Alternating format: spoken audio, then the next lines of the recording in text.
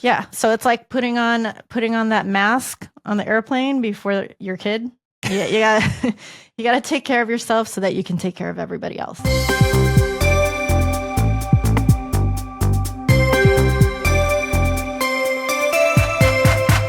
What are we talking about today? We're going to talk about fantasies. Ooh, I love me some fantasies. Oh, yeah. What kind of fantasies, Jade? Well, we have got a podcast about divorce, so it's going to... There's maybe not those sort of fantasies there, so... Well, let's see. Are you fantasizing about just getting out of this marriage, walking away from it all and just starting over with nothing more than your suitcase? Mm-hmm. The clothes on your back? That's a classic fantasy. Or are you fantasizing about getting revenge? Yes. Taking every penny and making the other person pay dearly. For what they did to you. Or maybe didn't. Or what you did to them. Yeah. All Wait, right. it's your fantasy. It's what they did to you. Yes, Yeah. exactly. Well, fantasies are great. Yeah. Fantasies are great. Could be a good coping mechanism, sometimes necessary to get through your hour, get through your day. That difficult time, yeah. Yeah. But They are just fantasies. yeah. So today Leave we're them going in Disneyland or Disney World. I don't know if those types of fantasies fit there, but Yeah, whatever. okay, yeah. But today we're going to Thanks. talk about your emotions as it relates to the divorce process. Yeah. And, we're going to kind of touch on, I guess, recognizing Your those emotional. those emotional stresses and, potential impact that they could have on financial decision making. Or any logical decision making Yeah. as it relates to your divorce. We'll also talk about coping strategies, fantasies included, and seeking professionals for emotional support and how this can ultimately help you with your financial well-being. Yeah. And I think that's important because, addressing and working through those emotions and finances as it relates to divorce, they're kind of equally important. Yes. Let's bring in a cooking analogy. Yeah. So for my cooks out there who likes Yes. to cook, have you ever tried to make a mayonnaise from scratch there and you get the splitting of the fats, as you're making it? Oil and water. Oil and water. Right? Both Well- are clear ingredients That's right. Yeah. But in this case, you actually... separately. You do want them to split. So you actually don't want it to emulsify. We want to keep them separate. So oil and water are clear Mm-hmm. to look through when they are separate Mhm. and distinct. But if you mix it up, it gets kind of muddy Yeah. and opaque, right? So emotions and finances, if you can, keep them separate. Yeah. All right. So here's a little interesting little tidbit for you. So something came out of psychology today that you found that where divorce, it's 95% emotional. It's a gigantic Who would have thought? elephant in the room. Yeah. Giant. Yeah. So it demands your attention. You're not going to squash it. You're not going to ignore it. It does demand your attention.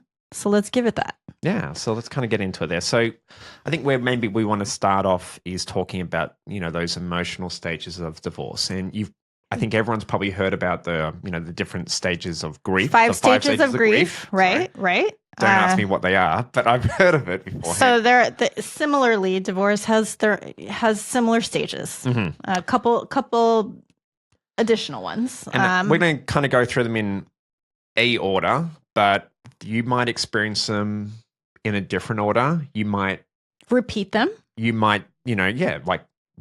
constantly go back to a stage, or Yes. you might sit in a stage Yeah. for an extended period of time. Right. So even though we might assign numbers to these stages, it doesn't mean there's an order necessarily. So stage 1, Is shock and denial.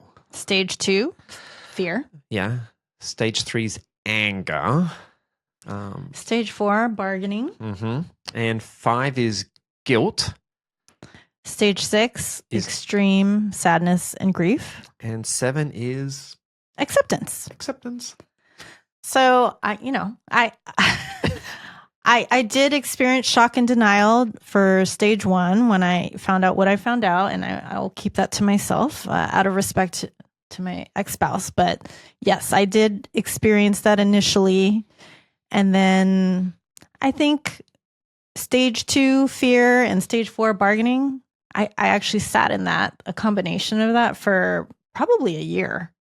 So meaning I was scared of what would happen, what this meant for our marriage. Could I leave? Should I not? That was really scary. Should you leave? Yeah. Yeah. Well, I felt like, could you leave? Could you leave? But then I felt like I didn't know if I could. Right. And the bargaining, interestingly enough, was with myself more so than my ex-spouse. I kept bargaining with myself. I could put up with this. I could deal with that. Maybe would it be fine with me to just go along with this for the rest of my life? Can I forgive and forget for the sake of the kids? Maybe it's me. Maybe it's me, and I need to deal with myself. This is my fault. So I did a lot of that for about a year. And then weirdly enough, after that, when I decided to get a divorce, I jumped to acceptance, right? I was like, yes, I'm going to do this. I can get through this divorce. And then again, it just weirdly for me, right? Everybody has their unique process and order. At the end, when the divorce was over, that's when I had my sadness and grief. Like it was the death, right? Mourning the death of my marriage that came at the end. So even though I wanted it, I went through that sadness and that grief like it's over. How about you? What'd you experience? So you're saying that sadness and that grief didn't come in even little bits earlier on though for you? I mean, little bits here and there, but I think it really hit me at the end when it was finished. Yeah. For me, I think it was acceptance earlier on. Just going, you know what, this is what I'm wanting. I'm committed to it. Maybe there was some fear of like, can I do this? Am I going to be okay? Am I going to be able to support my son? What's that going to look like? Fear of the unknown. Fear of the unknown. And so I'm, plotting out all these different, well, if this happens or that happens or how this is going to, my family's all back in Australia. So I think, maybe that fear did come from myself. But I think then once I kind of, went through it in my head a few times there was that acceptance where it's like, you know what? I'm not going to really be able to control the unknown. I'm not going to be able to control some of these hypotheticals, whether they're some fantasies or just the unknown, like how's the other person going to react or what's going to happen, or having seen other divorces play out, is that going to happen to me? I think it's this acceptance of it for me at that point. And it's like, let's try and make this try and make the best case scenario out of it, okay? And we've spoken about beforehand about, I guess, having the best post-divorce or, best post-relationship there. So I think that came next for me. So, so there was that anger and I guess, some of that bargaining, whether or not like, hey, can we make this work or what would be needed to make this work? There was some anger in there as we kind of got into dealing with some of the finances. Yeah, there always is some anger. I didn't mention that, but yeah, thanks for mentioning that. And I've mentioned this beforehand. I think it got to the point where it's like, you know what, I want you to have what you've got there, and I'll keep what I've got, and we'll just kind of move on there, because I was trying to still, at that point in time, I was trying to think of the big picture of like post divorce. We've got a young child together, so we're going to be, like it or not, we're going to be stuck with each other in a co-parenting relationship. And I wanted to have that in the best, to be the best co-parenting possible there. So that's part of your acceptance. Yeah, that's right. Okay.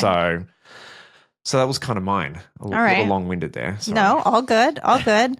So we're mentioning these stages because we want our listeners to think about them and just keep in mind how they can, each stage or some stages can potentially influence your ability to make logical decisions regarding your finances and legalities as well, right? So just some examples from people that we know, right? So for example, have a friend of a friend that was pretty much stuck in stage 1, shock and denial, or mostly denial, was hanging out there for about 4 years right? Dragging out her divorce by delaying the process and hoping things would change. Yeah. Right. And that took a very long time for her to get through that. Right. Because I guess part of the thinking was, we can make this work, or Yeah. I can make the other person make this work. I think she was probably in denial and bargaining. Right. So she was not kind of looking through the finances very carefully because she just was hoping that things would stay rosy and nice and maybe turn. Which is, and it's understandable because, depending on how long you've been married for, it could be decades. And if you've got all this history, you could have children at different ages there. So it's like... They could have been the only two people they were the only people that they were with each other. Mm-hmm. Like they were each other's first everything. Yeah. Yeah. So look, it's understandable, but just again, giving you these examples to potentially identify in yourself, like, oh, am I doing this? So anger is a common one, right? And unfortunately, know another person where she's experiencing revenge, right? Revenge from the other spouse, unfortunately, through their child. Yeah. Right? Because it became like a win-lose situation. You want to leave me? I'm going to hurt you. They've really kind of weaponized the child. Weaponize the child, weaponize the money, weaponize the assets, you name it. Everything's kind of, in that situation, it can, for other situations like that, it can always be about fighting. Yeah. And I think you even see that on some billboards with like divorce attorneys. They're like aggressive, like, we will fight. And it's like... Yes, there is a San Diego divorce firm that is very aggressive and looking for those angry divorces.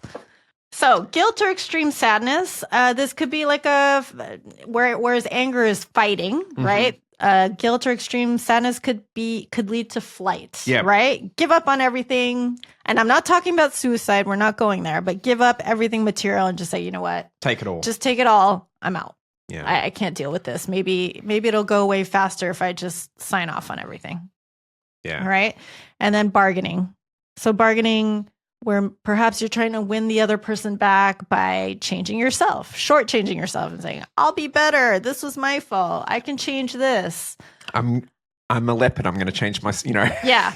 All of change with what? I didn't change for 13 years, but today I'm going to because now you want to leave me. Right. And look, there's going to be cases, I think, where maybe someone can change, but some of those deep-rooted behaviors and tendencies, it's going to be a tough order. Yeah. It's tough. And even if it's momentarily, like, are they going to... Yeah. Do you change all of a sudden just because someone's going to dump you after you've been asking for years? Yeah. Or vice versa. Right.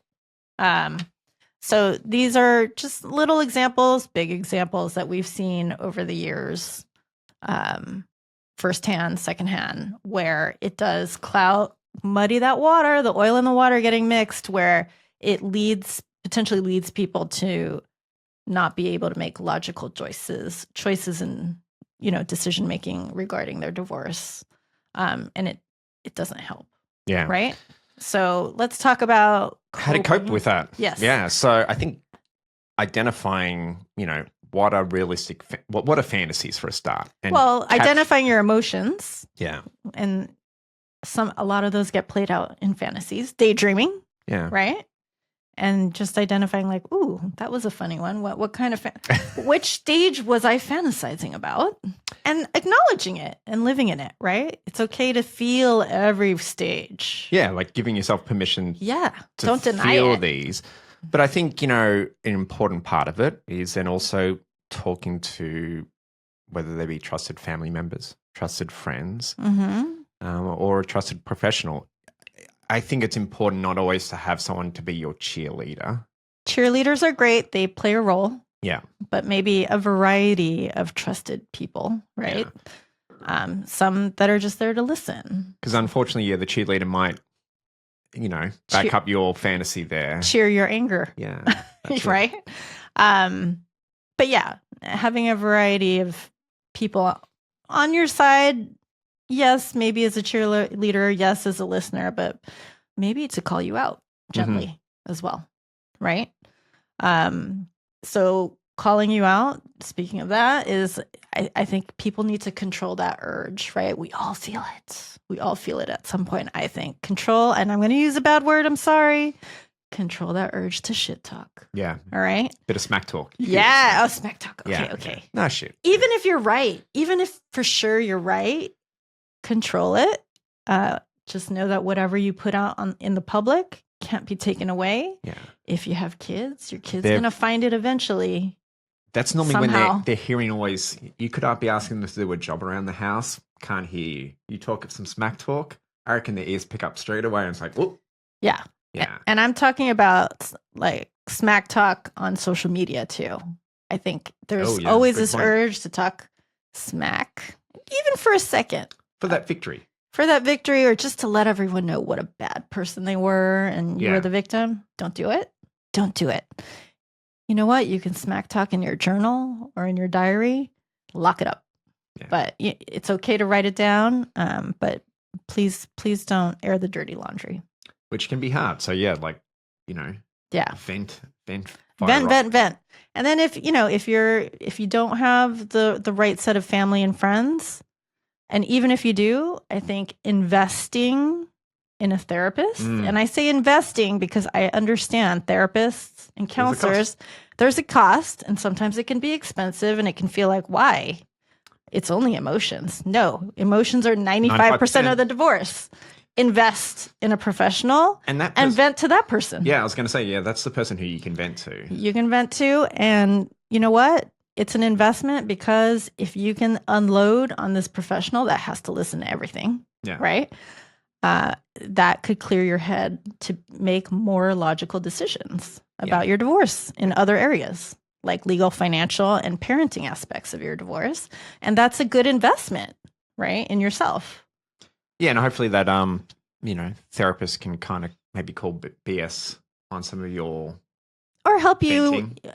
Call or BS, reframe things, Yep. Help you get more positive, or help you identify areas for yourself to work on. Yeah, perhaps I have a good friend going through some trauma therapy right now, so she's working through that and she's investing in herself to be a better person. Yeah, right. Not that she was a bad person, but to be just a better version of herself so that she can be happier on her own. No, it's definitely important. And we spoke about taking care of yourself and self-care. Self-care beforehand. But so it's like putting on that mask on the airplane before your kid. You gotta take care of yourself so that you can take care of everybody else. So investing in a professional to help you emotionally, so important. And yes, it's going to cost money. That's okay. So I guess hopefully you get some value out of today. We're kind of dealing and talking about the emotional stresses and the impact that they can have on going through the divorce process. Big elephant in the room. Give it the attention it deserves. Yeah. And, not as you mentioned earlier, 95% of divorces, 95% of a divorce is emotional. Yes. So let's really focus on getting the right support and the right team for you around there. And maybe not just always having a cheerleader there to go for you. And I think we spoke about recognizing the different stages of divorce. We spoke about how they're not necessarily everyone's going to experience it in the same order. You might, repeat things. You might dwell and, you might hang out in a stage for a while. And all of that is okay. Stages don't come in order. Yeah. And but it is important to identify the stages when you're in them, live in it. Work it out, feel it, but identify it and try to keep that oil and water separate. Yeah. And I guess just quickly, the impact of some of those stages as well, like, the potential influences. How it could potentially influence or color your judgment. Yeah. And how to try to take that step back so that you can stay logical and be emotional, but separately as much as you can. Right? Now, divorce, this or that. All right. Have you figured one out? I have. I thought of one quickly. Yeah. You want to go first then? Yeah, I had to Google image this because I just don't know the names of Google search image. Yeah, I'm really technologically savvy. Did you get the kids to show you how to do it? No. Okay. All right. Divorce, this or that. plant edition. Oh, I don't even know if I'm saying this right. Monstera? Is that right? Yeah. There's different sorts. Okay, but yeah. Monstera, or that coin-looking plant. I think it's called a Chinese money plant or good luck plant. Which one? Because you have a million of each. So That's a ditch, lie. But ditch yeah. it. Ditch one of them. I would get rid of the money one. You're gonna get rid of your money? No, the money plant. You know that is good luck. What's gonna happen there? Whatever. Yeah. All right. Yeah. Fine. So that's the one I would get rid of because the other one comes in many different varieties.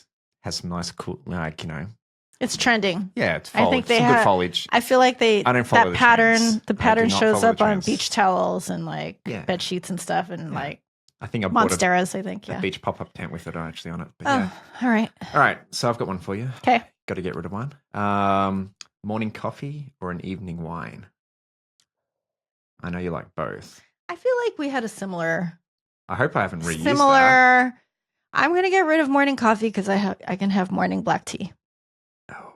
Well, hopefully I haven't reused that one again. So. No, I think you said tea or coffee before. Okay. All right. But I will substitute with morning tea and then mid-morning coffee. Okay. Bam. All right. On that note, we are at the end of this episode.